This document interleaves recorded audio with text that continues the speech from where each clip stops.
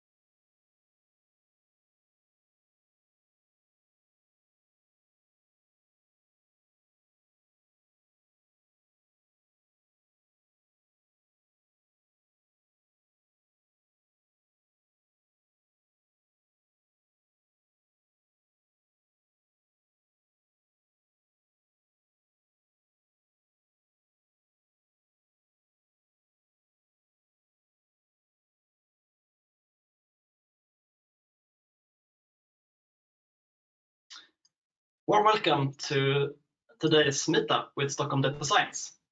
My name is David Ryden. I'm a data scientist at the data company Solita, and I'm part of the team that are organizing these meetups.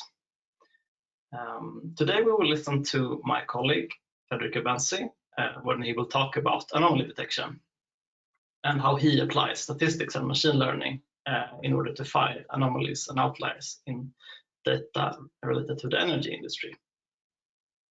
The setup of today's meetup will be 30 minutes presentation by Federico, and then we will have a 15-minute question session after that.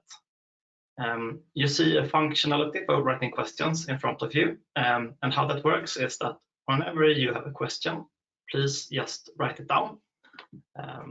You don't need to wait until the end to ask them. Just whenever you come up with something interesting, just ask it. And then I will pick it up in the end after the 30-minute presentation. And also other participants cannot see your questions. It's only me, and I will read them out loud to Federico after his presentation. So Federico Benzi, he is a data scientist here at Solita. He has a really vast experience within the research field and also a lot of practical data science. He has a PhD in mineralogy, and he is currently deeply involved in the data science within the energy industry, which you very soon will find out more about. So I give a warm welcome to Federico Benzi. Hi, I hope you can all see and hear me. I don't want to talk to myself for half an hour. So your video, I think, is not on. It should be. But, nice to do a lot of advanced analysis, and then we fail here. You cannot see me. I cannot see you actually. Wait, I will try to see if I can fix that somehow.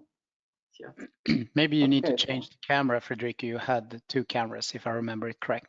No, it works. I just had to restart it. Always the 5 minutes technical issues. But now we have the camera. So And now we have the presentation also, I hope.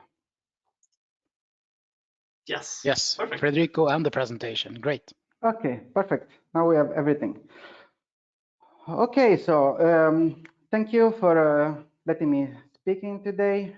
We are going to talk about anomalies today. So it is a very enormous topic. I'm not even dreaming of scraping the surface of it in half an hour. So what I'm going to do with this presentation, I will try to give you some almost anecdotal examples of what kind of problems you will have while looking at data that are similar to mine.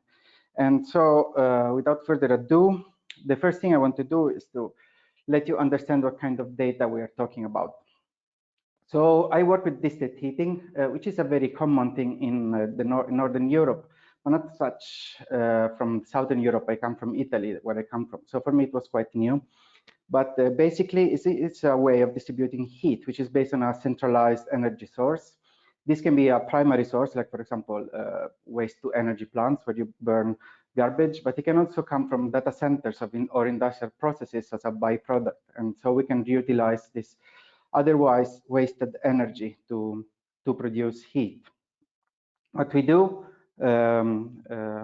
we do go to the endpoint and we take measurements. So what do we measure there? If you look here, we have a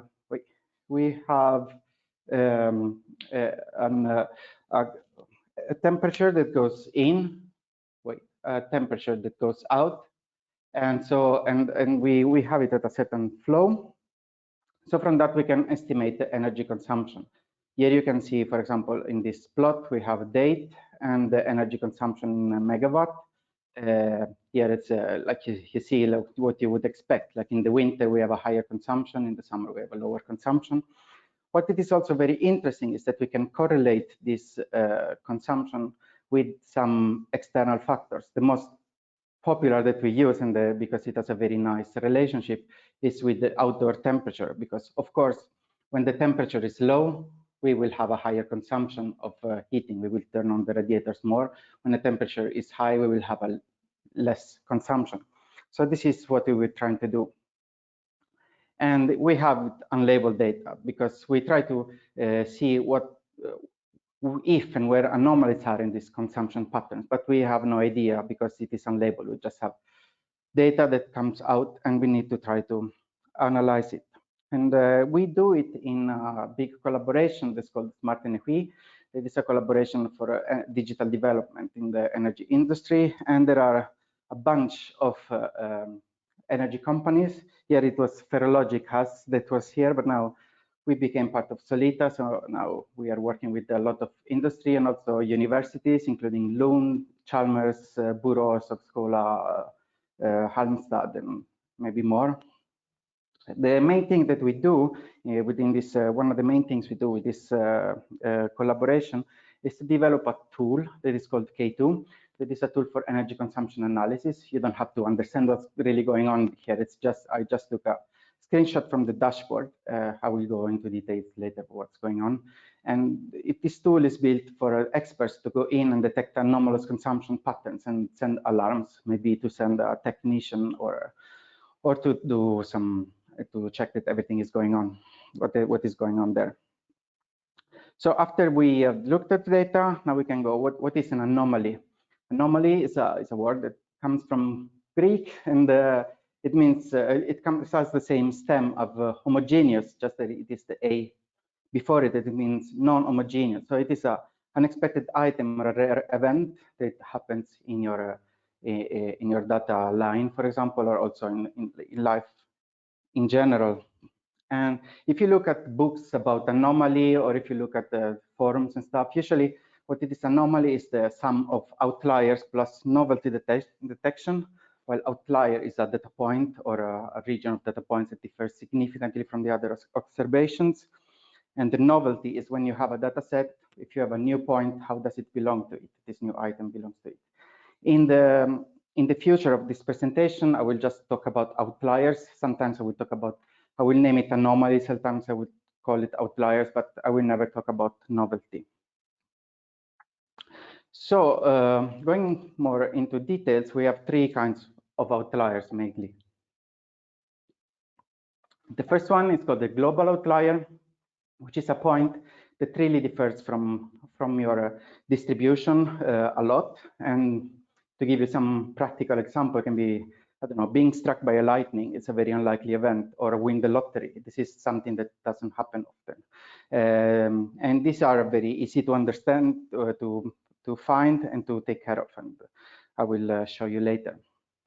The second kind of anomaly is the so-called contextual anomaly, in which data point differs.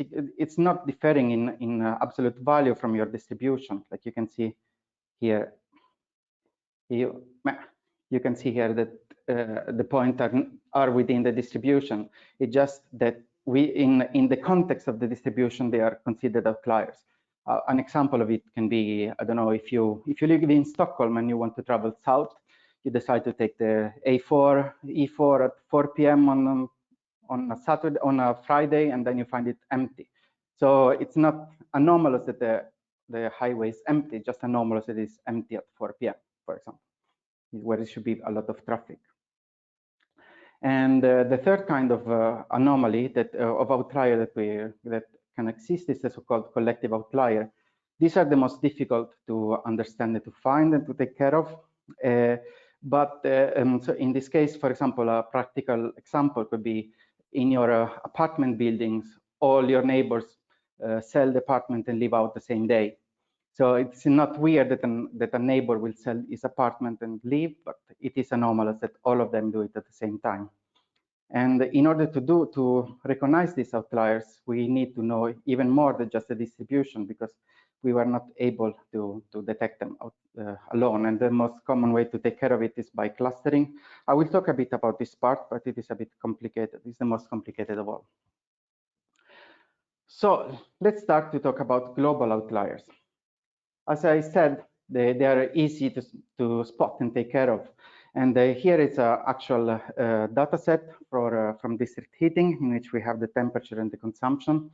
Here you can see there is clearly a point that does not belong to the distribution. And to take care of them, usually you can use statistical, not parametric method to remove these outliers. Like, for example, EQR or double MUD. I will tell you what they are. So the interquartile range, it's a method of removing outliers that is very, very popular. And it is built, there is no practical implementation in Python, but here I write a small code to let you understand what it is.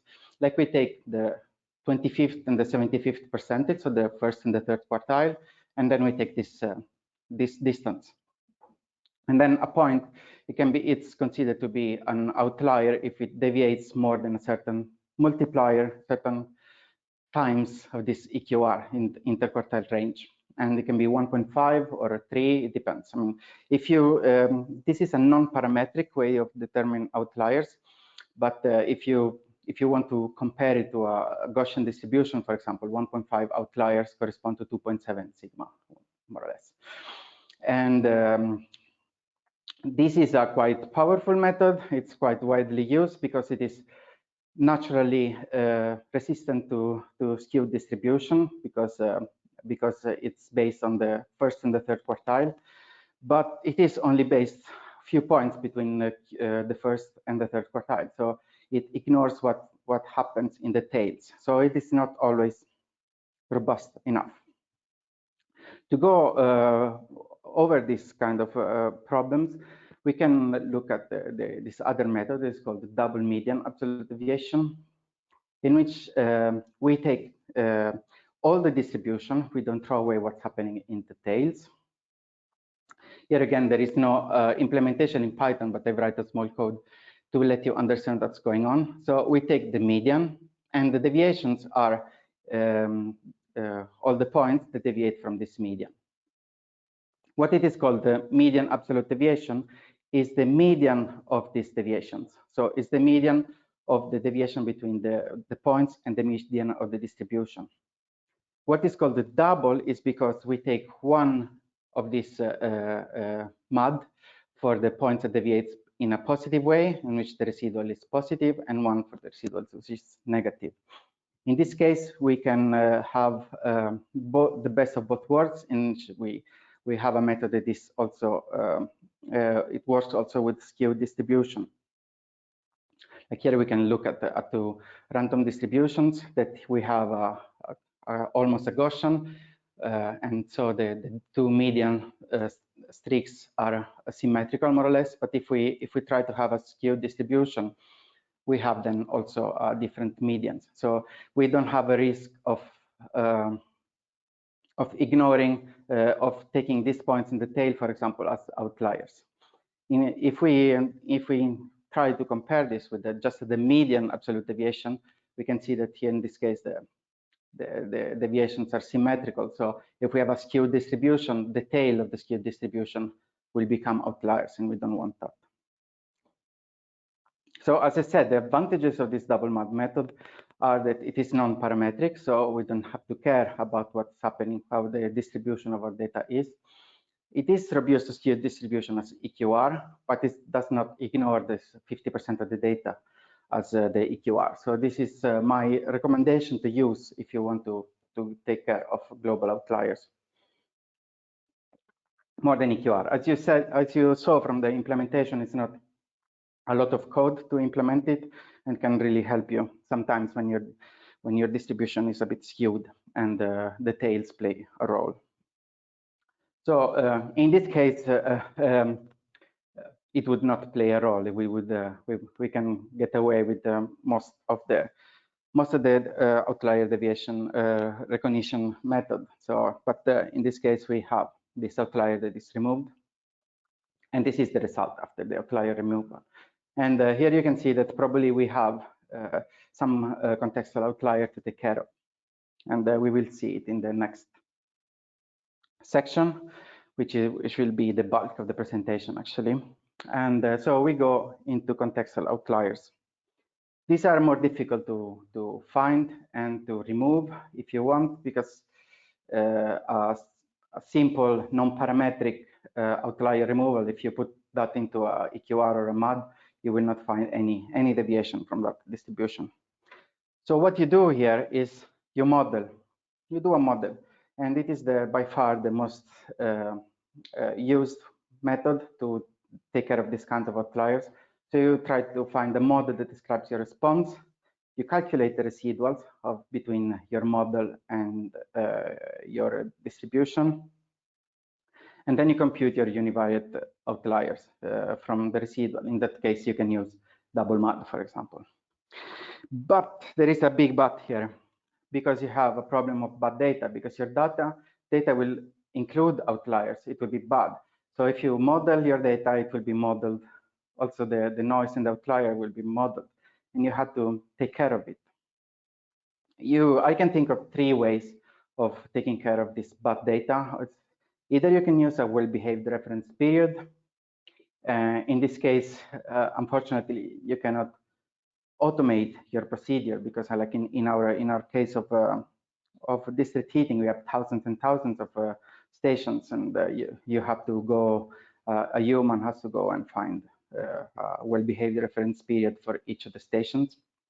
Or you can use cross-validation, or the third way is to use robust regression. That is a way of doing a regression while taking care of outliers at the same time.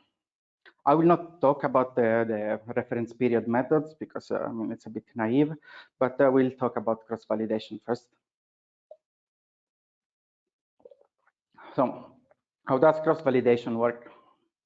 The most easy way to do a cross-validation is by the so-called leave one out method, in which you have your data set, in this case composed of 8 data points, and then you remove 1 point and you train your model on the 7 points that are not removed, and you predict your 8. And you do this 7 times, and you calculate then so you have the prediction for each point.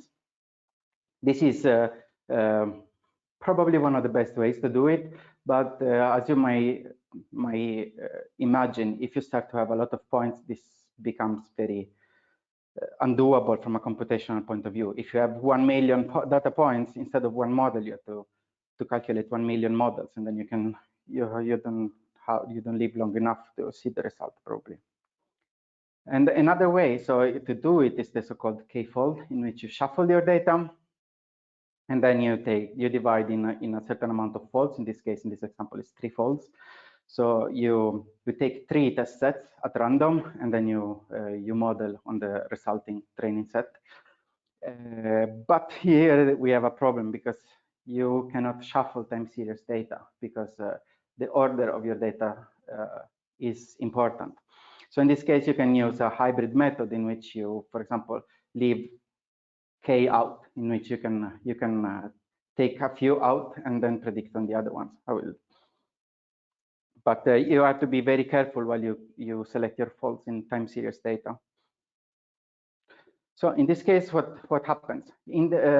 I will show you a very simple method, model to determine the outliers in the residual in this case. It is just a piecewise linear regression. This is to show you that you don't need to have very advanced and complicated models in order to have good results. In this case, just a piecewise linear regression with the leave one out method, and then we remove the outliers from the residual by a double MAD method. Here we have our data set. It is here as a function of temperature. Here it is as a function of time. So this is the same data, just we look at two different angles of it. Here you can see, like here, probably in this area, something weird is going on. Probably it corresponds to these points here. So it's just very easy. You do your model, and you determine your outliers. In this case, they were simple to spot, and these were very, let's say, textbook example of contextual outliers. So in this case, it is easy to spot them. And what are the advantages and the disadvantages of cross-validation? So first of all, you don't need a human intervention for a reference period, and they are naturally less sensitive to outliers because you calculate many models and then you take an average of it. But on the other side, it can be very computationally expensive, and it scales exponentially with the number of data points you have. And so if you do a linear model in which it will take a few milliseconds to model, it is okay. But if you do more advanced models in which you are order magnitudes over, then to do a cross-validation can take years, and it's not doable. And furthermore, you have to be really careful on how you select the folds because you can have wrong results. Now we move on and to robust regression methods. There are a few that are quite popular, like Tail-Sen or ransack method. But today I want to talk to you about this other method by Matulski and Brown. This will also help me to say that it is, for a person like me that comes from research and from different fields, it is quite strange to see that the data science world does not talk a lot with the bioinformatics and chemometrics world, because they do very similar, they solve really similar problems, but the results that come from bioinformatics are not really used in data science and vice versa. So this is an article that does like 1,000 citations in bioinformatics, so it's quite important, but I found no mention of it whatsoever in data science. So this is why I want to talk to you about it today instead of Tail-Sen and ransack, in which half internet is full of it. So what is if we want to describe the method? So let's say you have a least square problem in which you want to minimize a function. So you take your residuals that are equal your experimental function minus a certain model of your function, and then you calculate the least squares. So you take the sum of the squares. What you usually do in a ordinary least square problem, you minimize this loss function. It's called the loss function, and 99.9% of the cases in data analysis, you suppose that your distribution of the squares of the least squares follow a Gaussian distribution.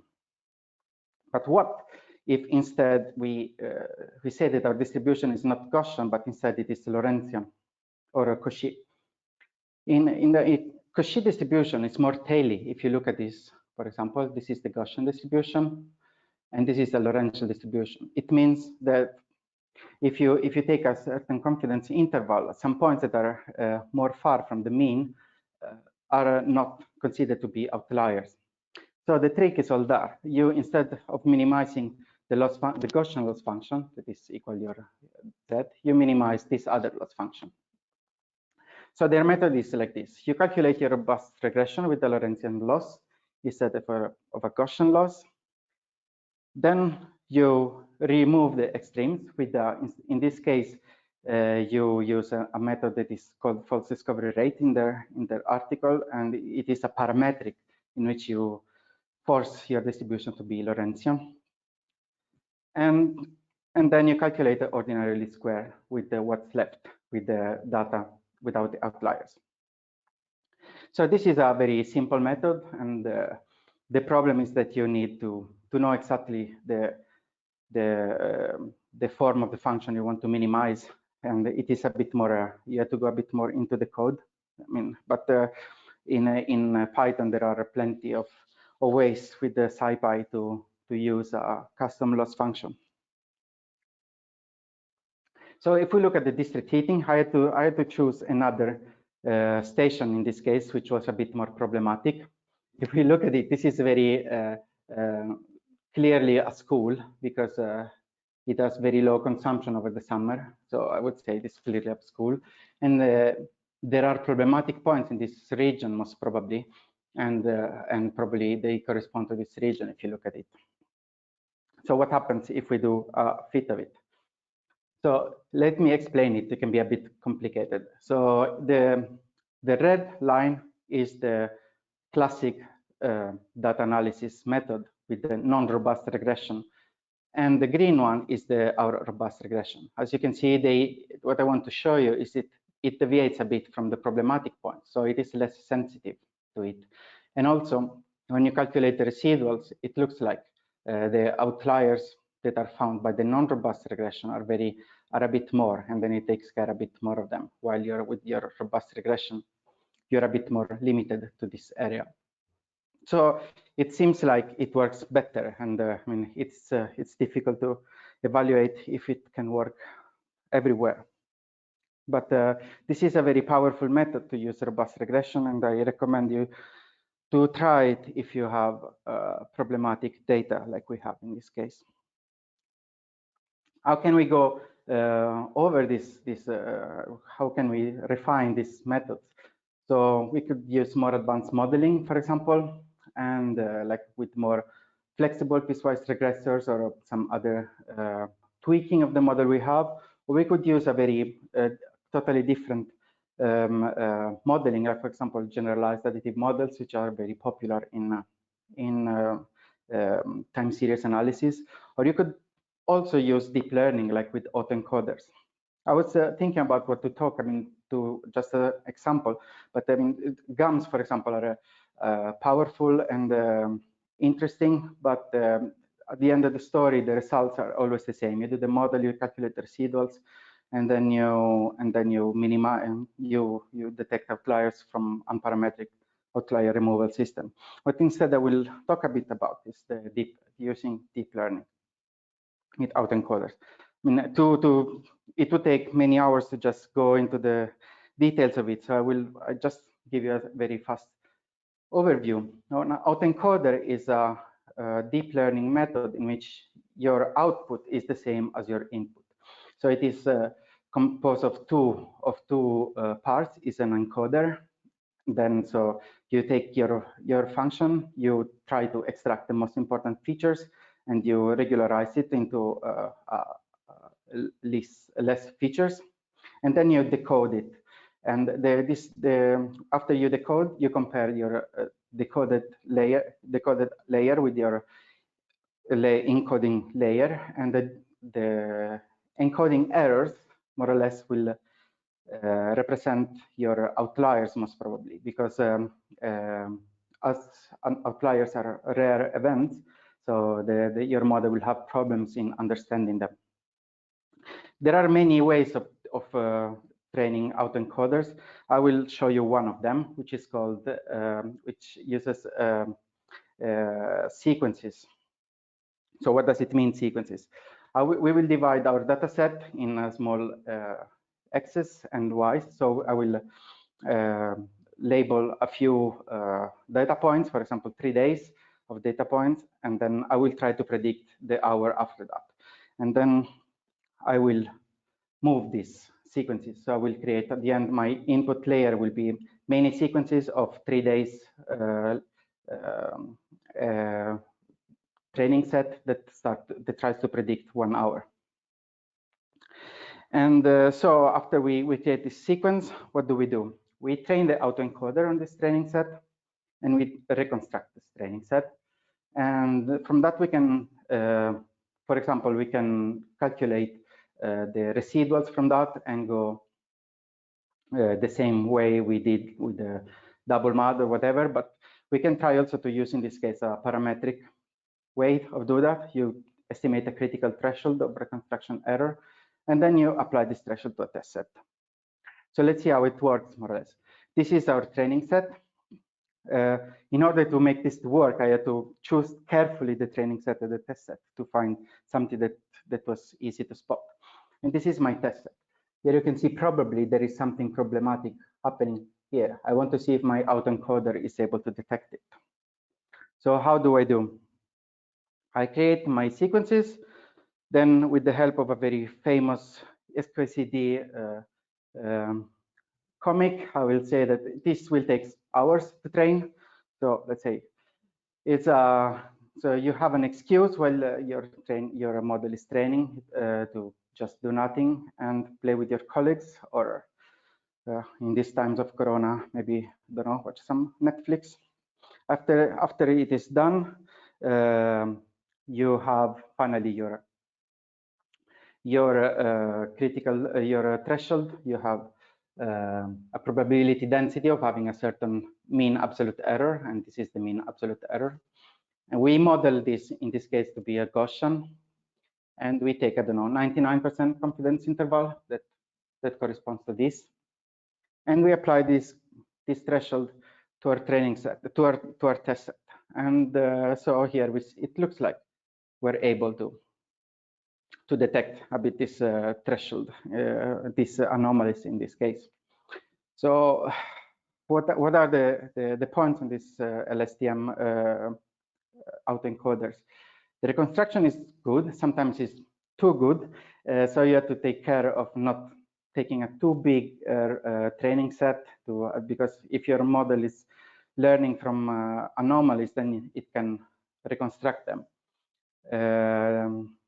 So your training set needs to have few anomalies, and so we are falling somehow in the case where we had to select a well-behaved reference period, and the amount of hyperparameters to optimize is enormous as a deep learning model. I don't have to tell you how complicated it can be, and you have a black box. The training is very slow, but sometimes it is the only method that works, and so it is very robust if you train it well. So this can be a weapon in your arsenal, but I also want to show you that it is not always the golden method to use very complicated. Sometimes a linear regression does the job just well. Now I want to go very shortly into collective outliers. In this case, I will just show you some preliminary analysis and what you might want to do. In this case, you have to cluster in order to find anomalies here, because to have data only from one distribution doesn't tell you that necessarily those are outliers. So most probably you can cluster your data. In this case, instead of looking at one single station, we look at many stations at the same time. So your data suddenly becomes heavily multivariate because you have one feature per day, maybe 1 year, for example. So in this case, you can do a dimensionality reduction with the PCA, for example, and you can simplify the data and you make it easier to visualize. And then you try to do unsupervised clustering, for example, k-means. So let's look at this. We have an application in district heating. We have 26 stations with 1 year of hourly data, for example. And here we have the first component versus the second component. Each point corresponds to a full station. So it looks like we have some points that are deviating from that. By doing a k-means clustering, then we are able to look at this point and just not more of it. And it looks like it is some problematic station, but it's probably not all here. So the last thing I want to name it is the Melanobus Distance, which is a method to determine the distance between a point and a distribution. That if as a difference between Euclidean distance between your vector, and this is the center of mass. Here you have the covariance matrix that is in here, so it takes care of your distribution is not spherical. So the Melanobus distance, it can be much more sensitive to it. And then you can do a chi-square test to determine a critical value of the Melanobus distance. This is a very nice article in which they do a mathematical derivation between Melanobus distance and chi-square function. So in this case, we can do a test of the same 26 stations, and here we find 3 of them instead of only 1. So probably a Melanobus distance is a bit better way. We look at it, they look like they are weird. And then the problem is now, how do we determine our outliers from here? And this is a big question, because clustering does not work well with noisy data. And from this, what we can do is to send a full station to the experts, say, look, here there is something wrong, fishy going on. Have a closer look at it.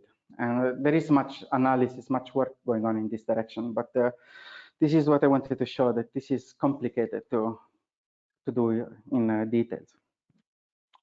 So as the final conclusions, so removing global outliers is relatively easy, and you should really do in the early stages of your data analysis pipeline. While the contextual outliers are tricky, and the modeling is probably your best chance if your data is not heavily multivariate. And there is no universal automatic outlier removal strategy, unfortunately. Collective outliers, on the other hand, are very difficult to spot, and clustering doesn't always work. Everybody says steer clear of unsupervised learning, so I advise you to do so as much as you can.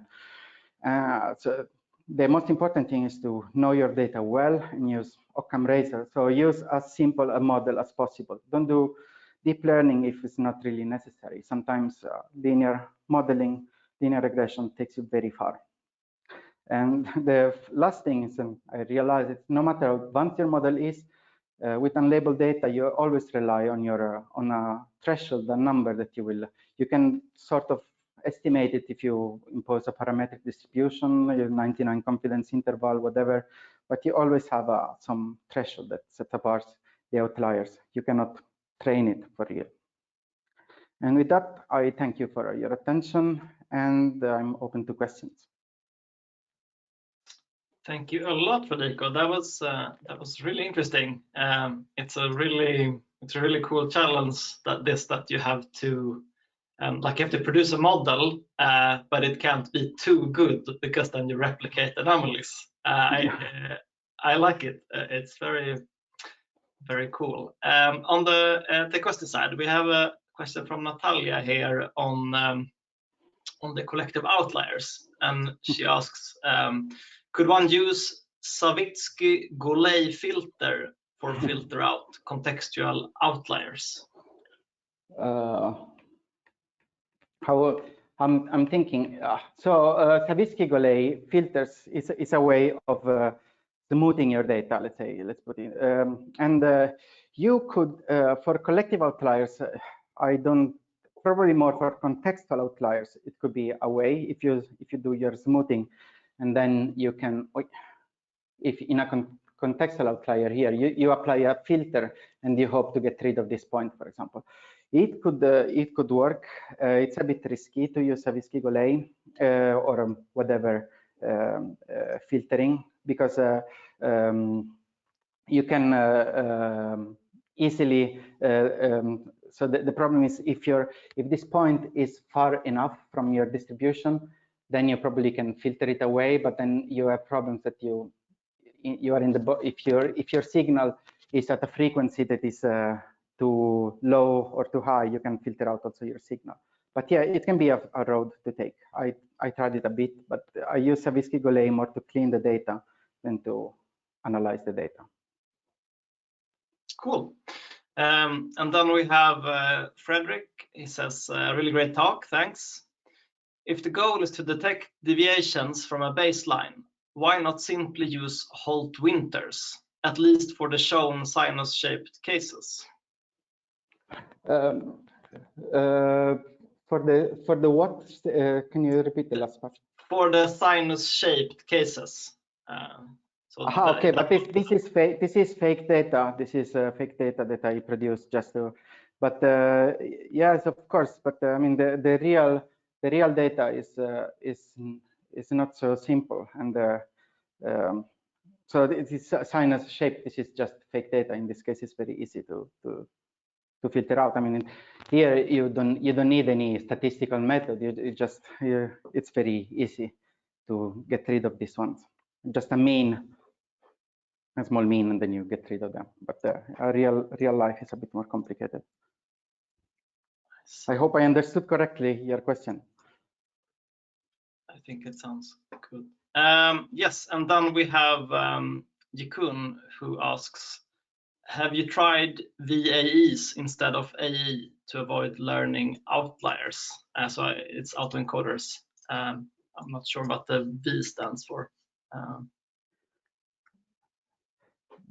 I don't know. I'm not sure I know what V stands for, but I mean, I can think of the other big family of autoencoders in this case that is probably even more popular.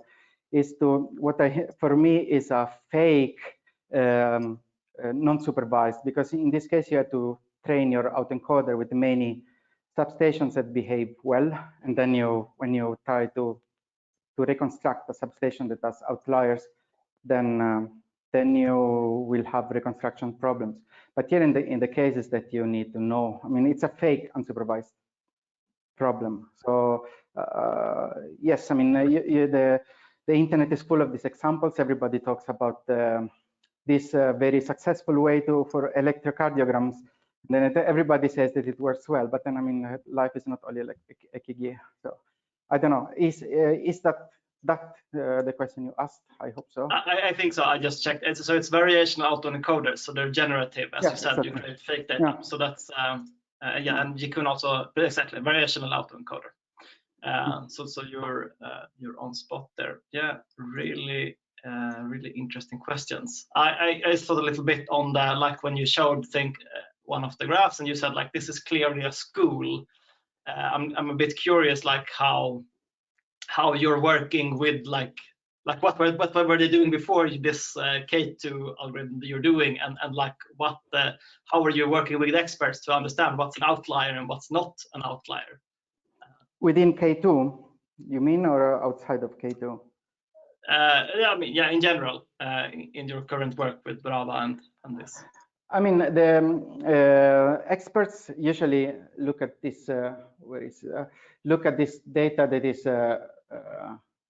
like, where is here? They look at this data and then they can separate. I mean, they looked at thousands and thousands of them, so they can understand if this is some anomaly that is worth investigating further.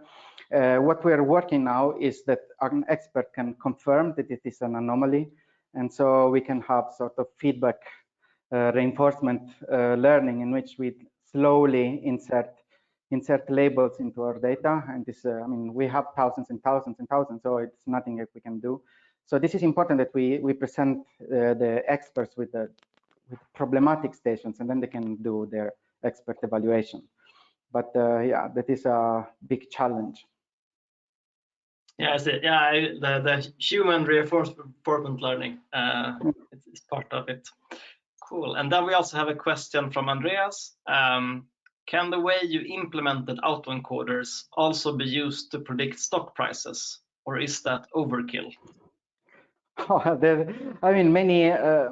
So the problem is that you cannot predict the future with the autoencoder. You get your you have your input, and then you get out a reconstruction of your input.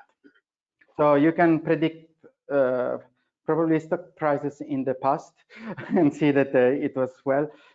So what they use it, for example, you can analyze with the afterclock to after it happens if your stock prices had very weird behavior, and then you can look at problematic stocks, for example. But for autoencoders to predict the future, I would say at least not that I can think of. Cool.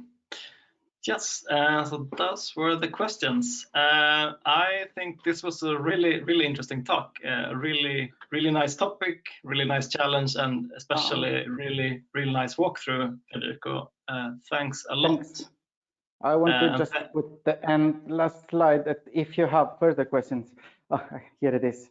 So just write to me if you are interested in the implementations, how I did. I work in Python. If you want the code or whatever, I'm open. Just write to me, and I will try to come back to you. Cool. And with that, I say thank you all for listening in. I hope you had a good time as me. And see you next time. Thank you all. Thanks a lot. Bye.